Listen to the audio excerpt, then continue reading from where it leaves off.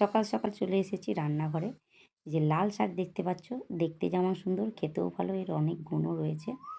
আর পটল, এগুলো সবজিগুলো রেডি করি, এর মধ্যেই চলে এসেছে আবার মাছ।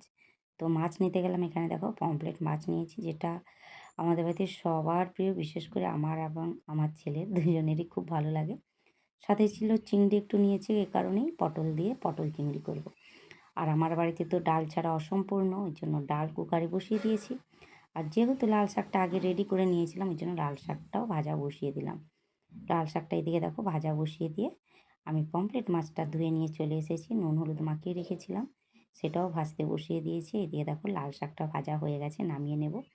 আর চিংড়ি মাছটা মা বাইরে ধুচ্ছে আর কি, খোসা টোসা ছাড়িয়ে পরিষ্কার করে মা নিয়ে আসবে, কারণ ওটা আমার আর সময় হবে না।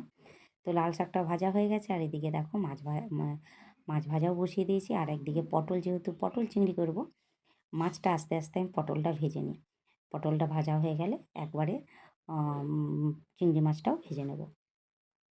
আর এখানে আমি মাছের আর পটলের জন্য, যেহেতু দুটোই মাছ, আদা রসুন, একটু পেঁয়াজ, জিরে, ধনিয়া, টমেটো, কাঁচা লঙ্কা সব কিন্তু মিক্সিতে একবারে দুটো মাছের জন্যই মশলা রেডি করে নিয়েছি, যাতে আর বারবার ঝামেলা করতে না হয়।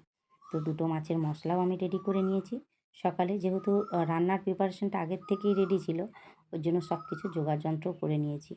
তো ওদিকে মাছ ভাজাটাও দেখো, চিংড়ি মাছটাও ভাজা বসিয়ে দিয়েছি, আর এদিকে পমফ্রেট মাছটা বসাবো। ওই জন্য জিরে, শুকনো লঙ্কা ফোড়নে দিয়েছিলাম, তারপরে দিলাম একটা পেঁয়াজ। পেঁয়াজটা ভাজা হয়ে গেলে, ভালো মতো ভাজা হয়ে গেলে, যে মশলাটা আমি রেডি করে রেখেছিলাম ওখান থেকে খানিকটা মশলা দিয়ে দিলাম। এরপর আর কিছুই না, এরপর এর মধ্যে হলুদ, লঙ্কা গুঁড়ো, জিরে তো দেওয়াই আছে, লঙ্কা গুঁড়ো একটু দেবো, লবণ দিয়ে আমি একটু জল দিয়ে মশলাটা কষতে বসিয়ে দেবো। চলো মাছের মশলাটা কষা হতে থাক। এদিকে দেখো আমার পটল আর চিংড়িটাও কিন্তু ভাজা হয়ে গেছে। এরপর আলুটা কিন্তু আমি ভাজিনি, একবারে ফোড়ন দিয়ে আলুটা ভেজে নেব। তো ফোড়নে দিলাম জিরে, তেজপাতা, শুকনো লঙ্কা। ফোড়নটা ভালো করে ভেজে আমি দিয়ে দেবো আলু, কেটে রাখা আলু আর পেঁয়াজ। ভালো করে এই দুটো ভেজে নেব লবণ আর হলুদ দিয়ে। তারপর যে বাকি মশলাটা আছে, মশলাটা এর মধ্যে অ্যাড করে দেবো।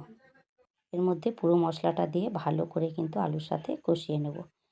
ঢাকা দিয়ে দিয়ে একটু কষাবো, যাতে আলুটা সেদ্ধ হয়ে যায়। আলুটা কিন্তু এখনও সেদ্ধ হয়নি। ওই দিয়ে দেখো আলুটাও সেদ্ধ হচ্ছে। আর এদিকে আমার মাছের ঝোল, পমফ্রেট মাছের ঝোলটা ফুটে উঠেছে, মাছগুলো দিয়ে দিলাম। এবার উপর থেকে একটু গরম মশলা দিয়ে দেবো। গরম মশলা দিয়ে মাছটা রেডি, দেখো মাছটা নামিয়ে নেব। মাছটা হয়ে গেছে, মাছটা নামিয়ে এরপর ডাল রয়েছে কুকারে, ডালটাও সাতলাতে হবে। ওর জন্য কড়া গরম করে জিরে, তেজপাতা, শুকনো লঙ্কা, ভালো করে পেঁয়াজ ভেজে করে আমি ডালটা দিয়ে দিলাম। বাস ডালটা ফুটে উঠলে ডালটা নামিয়ে নেব।